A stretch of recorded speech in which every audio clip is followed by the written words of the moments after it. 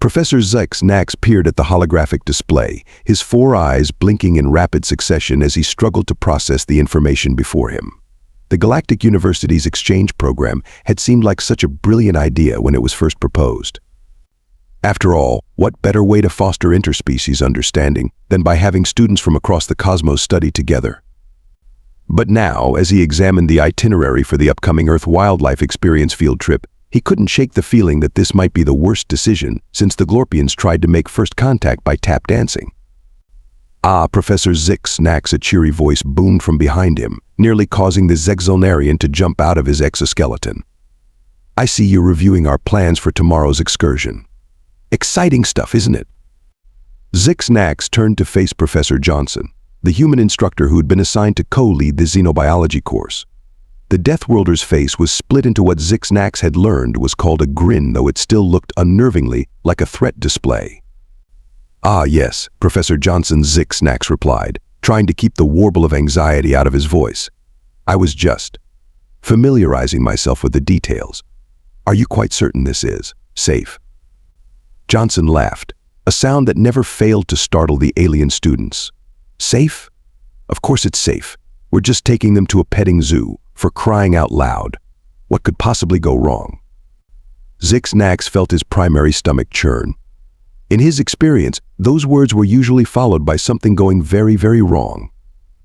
The next morning, a motley crew of alien students gathered outside the university's teleportation hub. There were Florpians with their delicate petal-like appendages, Zorgons with their gelatinous bodies barely contained within their environmental suits, and even a lone Crixian whose crystalline structure refracted the morning sunlight into a dazzling array of colors. And then there were the humans. 5 of them stood slightly apart from the alien contingent, chatting and laughing among themselves with an ease that seemed almost obscene given the circumstances. Zyx'nax couldn't help but marvel at their carefree attitude. Here they were, about to introduce beings from across the galaxy to some of the most terrifying creatures in the known universe, and they acted like they were going on a picnic. "All right, everyone," Professor Johnson called out, clapping his hands together with enough force to make several of the more sensitive-eared species wince. "Gather round, gather round. Who's ready for some wildlife?" A chorus of uncertain chirps, whistles, and one very enthusiastic "hell, yeah," from a human student answered him. "That's the spirit," Johnson beamed, either oblivious to or deliberately ignoring the trepidation emanating from most of the alien students. "Now, before we head off, does anyone have any questions?" A trembling appendage rose from the back of the group. It belonged to Blorp, a Zorgan exchange student whose amorphous body was quivering so violently that small droplets were flying off. "Why, yes," Blorp burbled, his translator struggling to convey the right level of terror. "Is it true that some Earth creatures can eat you?" The human students erupted into laughter, while Professor Johnson's grin only widened. "Oh, Blorp, you kidder. Don't worry, we're not taking you anywhere near the really dangerous stuff. This is just a petting zoo. The animals there are mostly herbivores." Mostly, squeaked Florix, a Florpian whose petals had begun to curl inward defensively. Now Zyx'nax interjected, trying to project a calm he certainly didn't feel. "Let's all remember that this is an educational experience. We're here to learn about Earth's biodiversity in a controlled, safe environment." "Exactly," Johnson agreed, slapping Zyx'nax on the back hard enough to make the Zyx'nax's exoskeleton rattle. "Now, everyone into the teleporter. Next stop, Wildlife Wonderland." As the students filed into the teleportation chamber, Zyx'nax couldn't shake the feeling that he should have called in sick today. The group materialized at the entrance of Happy Acres Petting Zoo, a name that Zyx'nax found both perplexing and mildly ominous. A cheerful sign decorated with cartoonish animal faces greeted them, proclaiming where every creature is your friend. "Oh, if only that were true," Zyx'nax muttered under his breath. "Welcome, welcome," a new human voice called out. A woman in khaki shorts and a polo shirt emblazoned with the zoo's logo approached, her smile nearly as wide as Professor Johnson's. "I'm Sarah, and I'll be your guide today. Are you folks ready for some up-close and personal time with nature?" The human students cheered. The aliens, well, they made noises. "Fantastic," Sarah exclaimed. "Let's start with something nice and easy. Follow me to the petting corral." As they walked, Zyx'nax noticed the human students whispering and giggling among themselves. He strained his auditory receptors to catch what they were saying.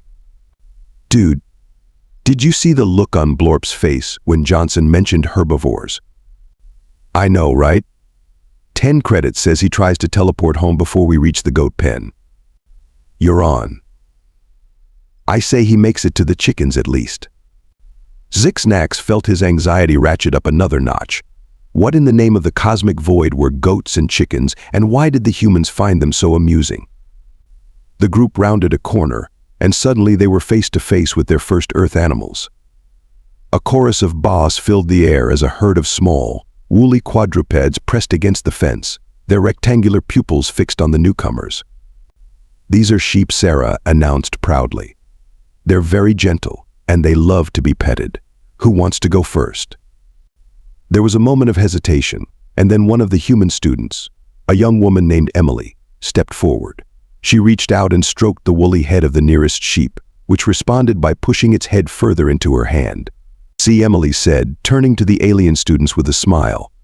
"They're super friendly. Come on, give it a try." Slowly, cautiously, a few of the braver alien students approached the fence. Florix extended a delicate petal appendage towards a sheep, only to let out a high-pitched shriek when the animal's tongue darted out to lick it. "It's trying to digest me," Florix wailed, retracting his appendage so quickly he nearly uprooted himself. "No, no," Sarah laughed. "That's just how they show affection. They're not carnivores, I promise." "You say that," Blorp gurgled skeptically, "but those teeth look awfully sharp to me." One of the human students, a lanky boy named Tyler, rolled his eyes. "Dude, they're for chewing grass. Watch this." Before anyone could stop him, Tyler vaulted over the fence and into the sheep pen. The aliens gasped in horror, clearly expecting to witness their classmate's gruesome demise. Instead, Tyler simply sat down cross-legged in the middle of the herd, and within moments, he was surrounded by curious sheep, all trying to nibble at his clothes and hair. "See," Tyler called out, laughing as a particularly bold sheep tried to eat his baseball cap. "Total sweethearts." Zyx'nax had to admit, it did look rather peaceful. Perhaps this wouldn't be so bad after all. That thought lasted approximately 30 seconds. "All right, who's ready to meet some goats?" Sarah asked, her enthusiasm undiminished by the aliens' clear trepidation. As they moved towards the next enclosure, Zyx'nax overheard more whispering among the human students. "Oh man, this is going to be good. 10 credits says at least one of them faints when the goats start screaming." "You're on." "I'll raise you another 10 that Blorp tries to absorb a goat into his body for protection." Zyx'nax made a mental note to keep a very close eye on Blorp. The goat enclosure was chaos. There was no other word for it. The creatures inside bore a passing resemblance to the sheep they'd just left, but where the sheep had been docile and quiet, these animals seemed to operate on pure, unfiltered madness. They leapt. They climbed. They head-butted each other with disturbing enthusiasm. And the noise. By the cosmic void, the noise. Ba'a, a particularly large goat, bellowed, causing several of the alien students to recoil in terror. "Oh, don't mind Billy," Sarah said casually, as if Billy wasn't currently trying to eat the metal fence. "He's just saying hello." "That's a hello," Florix whispered, his petals quivering. "It sounds like a declaration of war." As if on cue, Billy reared up on his hind legs and charged at the fence, colliding with it in a resounding clang that sent several of the more delicate alien students scrambling for cover. "Hoa there, big fella," Sarah laughed, reaching over to scratch Billy behind the ears. The goat immediately calmed, leaning into her touch with a contented expression that looked utterly at odds with its previous berserker rage. "Now, who wants to try feeding them?" Sarah asked, producing a bag of what looked suspiciously like rabbit droppings. There was a collective step backward from the alien contingent. "Come on, guys," Emily encouraged, grabbing a handful of the pellets. "It's fun. Look, you just hold out your hand like this." She demonstrated, extending her palm flat with the pellets resting on it. Immediately, she was swarmed by goats, their rough tongues lapping up the treats with alarming speed and enthusiasm. "See? They're just big sweethearts." Zyx'nax watched in morbid fascination as Emily disappeared under a sea of bleating, pushing goats. When she emerged a moment later, her hair was mussed, her clothes were rumpled, and she was wearing the biggest grin he'd ever seen on a sentient being. "Who's next?" she asked brightly. To everyone's surprise, it was Crix, the crystalline Crixian, who stepped forward. "I shall attempt this ritual," they chimed, their voice ringing like wind chimes in a breeze. Sarah poured some pellets into Crix's outstretched appendage, and the Crixian approached the fence with all the solemnity of a priest performing a sacred rite. The goats, apparently, did not appreciate the gravity of the moment. The instant Crix's arm passed through the fence, they descended upon it with the ferocity of a pack of starving Zorblaxian hyena slugs. What followed was a cacophony of bleating, chiming screams, and the sound of pellets scattering across the ground as Crix flailed in panic. The goats, driven into a frenzy by the flying food, began leaping and spinning in a display that would have put a zero-gravity ballet to shame. "Oh dear," Sarah muttered, rushing to Crix's aid. "Everyone stay calm. They're just excited." Excited, Blorp burbled incredulously. "They look like they're reenacting the Galactic Civil War." By the time Sarah managed to extract Crix from the goat mob, the Crixian was vibrating at a frequency that threatened to shatter every glass surface within a mile radius. "Well," Professor Johnson said, clapping his hands together with forced cheer, "I think that's enough goat excitement for one day. Shall we move on to something a bit calmer?" The alien students nodded vigorously, while the humans tried and failed to hide their disappointment. "Right then," Sarah said, her smile only slightly strained. "Let's go meet the chickens." As they walked away from the goat enclosure, Zyx'nax couldn't help but notice that Blorp seemed to be inching closer and closer to the teleportation pad with each step. He made a mental note to keep an eye on the Zorgan. The last thing they needed was for a student to accidentally teleport themselves into the lion enclosure at the regular zoo down the road. The chicken coop was a low, wooden structure that looked deceptively peaceful after the chaos of the goat pen. A few feathered creatures pecked at the ground inside a fenced area, occasionally emitting soft clucking noises. "Now these," Sarah said, her voice taking on the tone of someone who's trying very hard to be soothing, "are chickens. They're very gentle birds that humans have domesticated for eggs and me, a companionship." Zyx'nax narrowed his eyes at Sarah's slip, but before he could question it, one of the human students spoke up. "Hey, can we show them how to hold a chicken?" Tyler asked, a glint in his eye that made Zyx'nax's exoskeleton itch with apprehension. Sarah hesitated for a moment, then shrugged. "I suppose that would be all right. Just be gentle. Okay." Tyler nodded solemnly, then vaulted over the low fence with practiced ease. The aliens watched in fascinated horror as he approached one of the larger birds, its red crest wobbling as it turned to eye the approaching human. With a swift motion that drew gasps from several of the more delicate species, Tyler scooped up the chicken, tucking it under one arm like a feathered football. "See," he said, turning to face the group. "Totally chill. These guys are like the most relaxed animals on the PLA." That's when all hell broke loose. The chicken, apparently deciding it had had enough of being a teaching aid, let out a squawk that sounded like a cross between a car alarm and a dying bagpipe. Its wings exploded outward, showering Tyler with feathers, and before anyone could react, it had somehow escaped his grasp and was airborne. Now, it's worth noting that chickens are not known for their graceful or sustained flight. This particular chicken, however, seemed determined to rewrite the laws of avian physics. It pinwheeled through the air in a flurry of feathers and indignant squawking, heading straight for the group of alien students. Panic ensued. Flurix, in a desperate attempt to protect himself, rapidly grew a thick barrier of thorny vines, which only served to give the rampaging chicken something to ricochet off of. The bird bounced from Flurix's impromptu fortress directly onto Blorp's gelatinous head. Blorp, in a move that would later be described in the official incident report, as ill-advised attempted to absorb the chicken into his body. This resulted in a sight that Zyx'nax was quite certain would haunt his nightmares for cycles to come, a chicken-shaped bulge thrashing about inside a semi-transparent alien body, like the world's most disturbing lava lamp. The Crixian student, still vibrating from their goat encounter, began to resonate at a frequency that caused nearby windows to rattle ominously. This, in turn, agitated the other chickens in the co-op, who decided to join their airborne comrade in revolt. Suddenly, the air was filled with flapping, squawking, panic-inducing poultry. Everyone remained calm, Professor Johnson shouted, his voice barely audible over the din of screaming aliens and battle-ready chickens. They can smell fear. They can what shrieked Flurix, his petals curling in on themselves so tightly he was in danger of becoming a sentient basketball. Sarah, to her credit, was trying her best to regain control of the situation. She waded into the fray, deftly plucking chickens out of the air with the skill of a seasoned pro. "It's okay," she called out, a forced smile on her face as she tucked a particularly vocal hen under her arm. "This is all perfectly normal chicken behavior."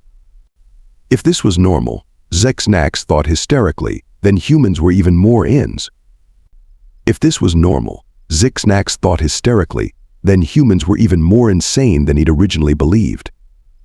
The chaos reached its zenith when one particularly adventurous chicken discovered Crix's crystalline structure. Apparently mistaking the alien for some sort of avant-garde birdbath, the chicken landed on Crix's head and began to, well, make itself comfortable would be the polite way to put it. Crix let out a chime so high-pitched it could have shattered diamond. It expelling waste materials on my sensory arrays, they shrieked, their usual melodious tones replaced by something closer to nails on a chalkboard. This apparently was the last straw for Blorp. With a sound that could only be described as a gelatinous war cry, the Zorgan student made a break for the teleportation pad, the chicken still visible inside his translucent body. "Blorp, wait," Professor Johnson called out, trying to wade through the sea of panicked aliens and indignant poultry. "You can't teleport with that chicken inside you. The genetic scrambling could create some kind of chicken-Zorgan hybrid abomination." Tyler, who had finally managed to extricate himself from the chicken coop, looked far too excited at this possibility. "Dude, that would be awesome. Can we try that?" No chorused, every other being present, human and alien alike. In the midst of this pandemonium, a new sound cut through the chaos. A deep, resonant moo that somehow managed to silence even the most vocal of the chickens. Every head turned towards the source of the sound. There, peering over the fence of a nearby enclosure, was a creature that made even the human students pause.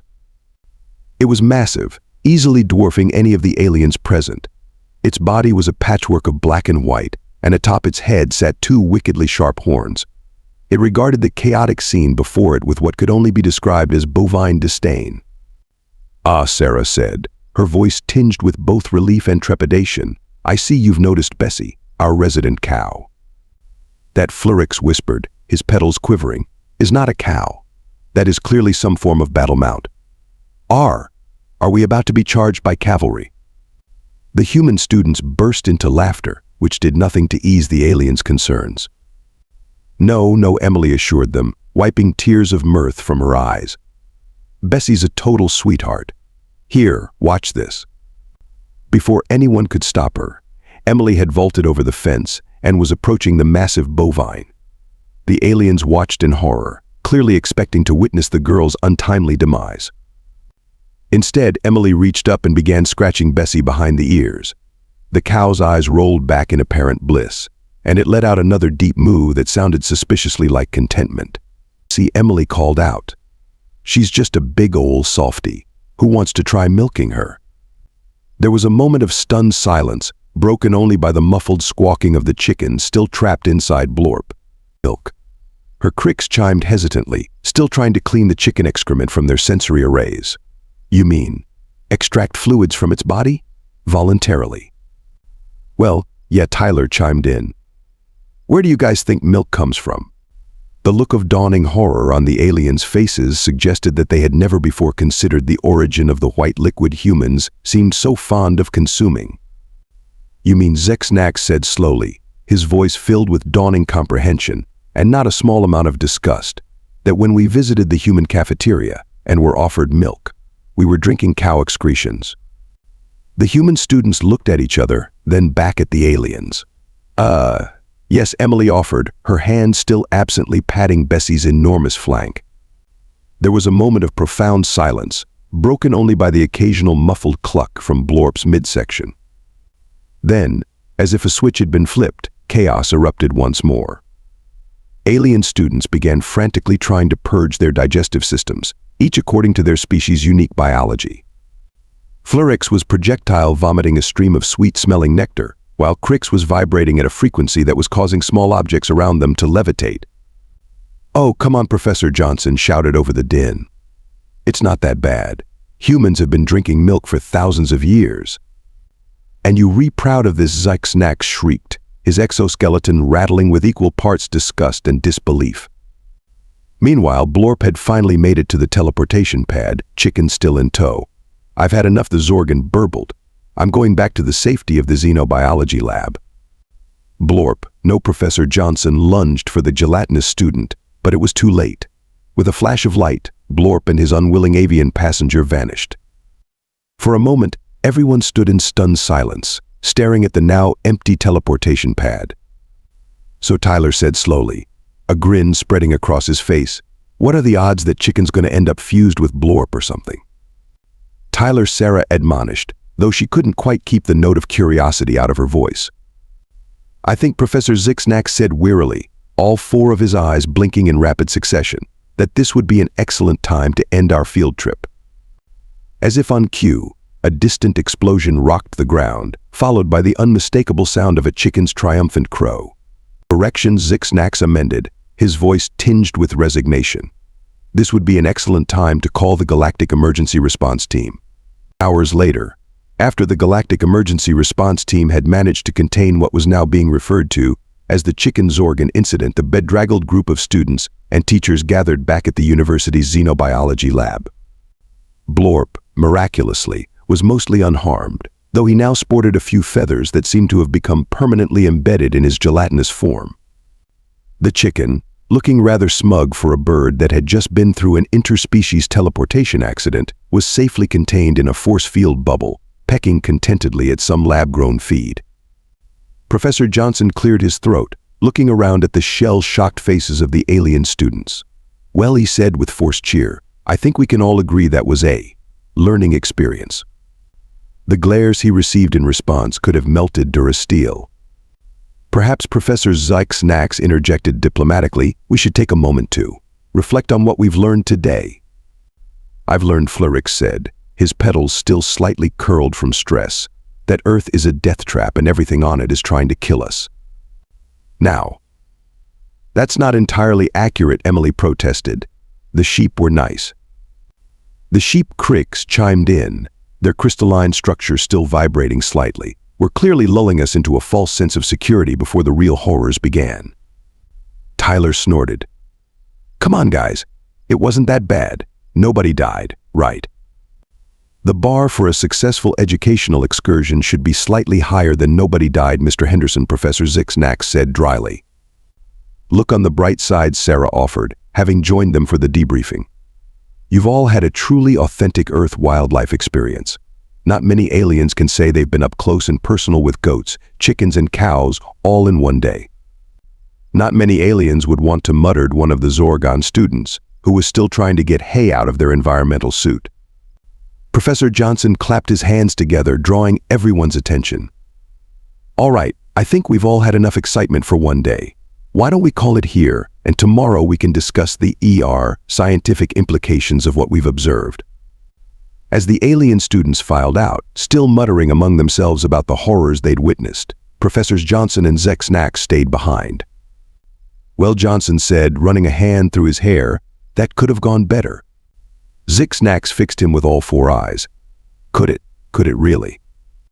Johnson had the grace to look sheepish. Okay, so maybe introducing them to Earth wildlife all at once was a bit ambitious. "Ambitious," Zyx'nax repeated flatly. "Is that the word you'd use? Not reckless? Not borderline criminally negligent?"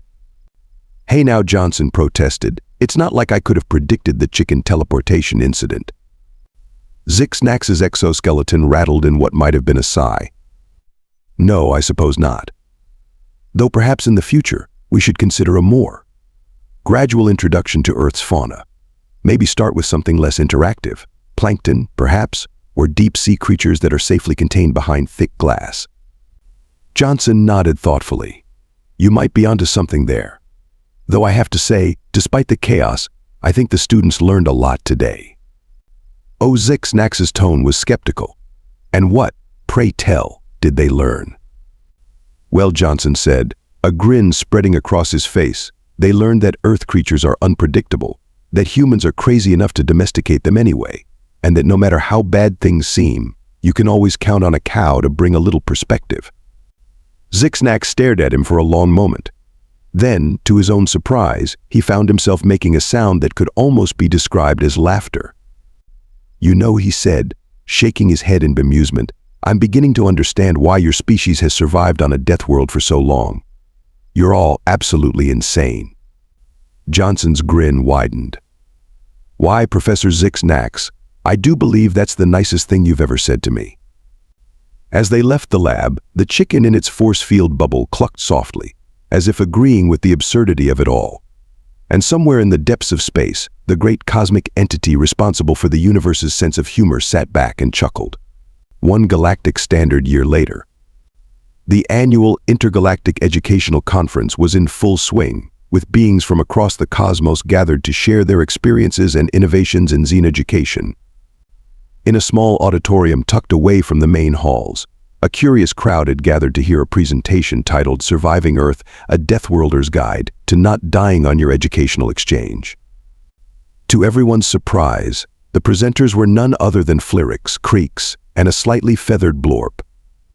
"Greetings, fellow educators and students," Flyrix began, his petals rustling with newfound confidence. "We stand before you today as survivors. Survivors of what, you ask? Survivors of the most harrowing, terrifying, and inexplicably educational experience of our lives, a field trip to an earth-petting zoo." A ripple of nervous laughter ran through the audience. Cricks chimed in, their crystalline structure glittering under the auditorium lights. "We've compiled our experiences, near-death encounters, and hard-won wisdom into a comprehensive guide. We call it How to Pet a Deathworlder's Pet Without Dying Horribly."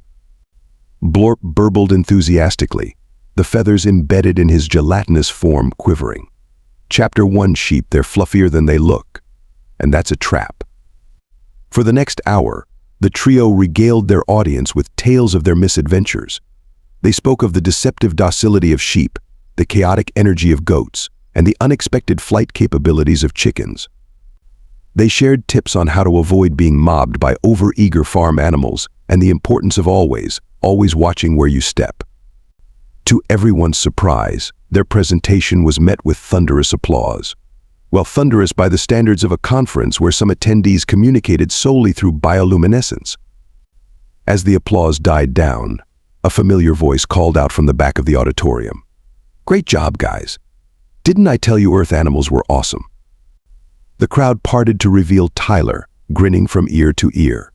Beside him stood Emily, Professor Johnson, and even Professor Zyx'nax, who looked both proud and mildly terrified. "You know," Emily said, approaching the stage, "I think you guys might have missed the most important lesson of all." Oh, Flyrix's petals curled inquisitively. "And what's that?" Emily smiled. "That even in the face of chaos, terror, and the occasional teleportation accident, the desire to learn and understand can overcome any obstacle." There was a moment of silence as everyone pondered her words. That blorp burbled, a chicken feather twitching in what might have been agreement, and the fact that Earth creatures are absolutely bonkers. The auditorium erupted in laughter and applause. As the sound washed over them, the once terrified alien students couldn't help but feel a sense of pride. They had faced the horrors of Earth's wildlife and not only survived but thrived. Professor Zyx'nax made his way to the stage, all four of his eyes blinking rapidly in what those who knew him recognized as deep emotion. "I must admit," he said, his voice carrying a hint of wonder, "when we first embarked on this exchange program, I feared we might be sending our students to their doom. Instead, you've all shown remarkable resilience, adaptability, and dare I say it, a touch of that human insanity that seems to be the secret to their success." Professor Johnson joined them, clapping Zyx'nax on what approximated a shoulder. "High praise indeed. So what do you say, Zyx? Ready to plan next year's field trip? I hear the Australia exhibit at the zoo is particularly exciting." The look of horror that flashed across Zyx'nax's face sent the entire auditorium into fits of laughter once more. As the conference wound down and attendees began to file out, chattering excitedly about the presentation, our intrepid alien students found themselves surrounded by curious beings from across the galaxy, all eager to hear more about their Earth adventures. Flurix, Creeks, and Blorp exchanged glances, a newfound confidence evident in their postures. They had faced the terrors of Earth's wildlife and come out stronger for it. They had not only survived a death world but had thrived in its chaotic embrace. And as they began to regale their eager audience with tales of their misadventures, they realized something profound in their quest to understand the insanity of Earth and its inhabitants. They had inadvertently become a little bit insane themselves. But perhaps, they mused, thinking back on their human classmates' unwavering enthusiasm in the face of absolute chaos, that wasn't such a bad thing after all. After all, in a universe full of wonders and terrors, a little bit of Deathworlder insanity might just be the key to not only surviving but truly living. As the last of the attendees trickled out, Blorp raised what passed for a hand, the chicken feather wobbling comically. So he burbled, a mischievous tone in his voice, "Who's up for a trip to this Australia place?" The resulting groan from Professor Zyx'nax could be heard all the way back on Earth, where a certain chicken, now comfortably retired in a petting zoo, ruffled its feathers and clucked contentedly, as if savoring the memory of its grand interdimensional adventure. And somewhere in the vast expanse of the cosmos, the universe itself seemed to chuckle, eagerly anticipating the next chapter in this unlikely tale of interspecies education and improbable friendships. After all, if there's one thing that humans and their alien counterparts were learning, it's that in the grand cosmic classroom, the lessons never truly end, they just get wilder. Or is it just the beginning?